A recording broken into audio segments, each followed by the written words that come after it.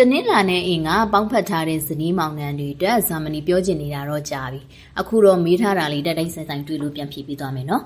တနင်္လာနဲ့အင်ကအိမ်အောင်ကြီးကအရန်ကိုစိတ်ဝင်စားစရာကောင်းတယ်ဘာဖြစ်လို့လဲဆိုရင်အစွန်းနှစ်ဖက်ကိုသူတို့ကဒွန်တွဲနေလို့ပဲဖြစ်ပါတယ်ကောင်းပြီဆိုရင်လေကြိုက်တဲ့အိမ်အောင်ကြီးတက်လာခဲ့သူတို့ကိုလိုက်မမီအေးမကောင်းဘူးဆိုရင်တော့လေဝေးပြီးမှတ်ကွဲပြီးမှန်နော်အိမ်အောင်စကြကားစားမှာအဖြစ်များတဲ့တာကစီးပွားရေးအဆင်မပြေသေးပါဘူးဒါကိုနှစ်ယောက်အတူတက်ညီလက်ညီစ조사ကြည့်အိမ်ငားဘဝကနေအိမ်ပိုင်အိမ်တစ်လုံးကနေနှလုံးစီးပွားကတက်တာဆိုတာနော်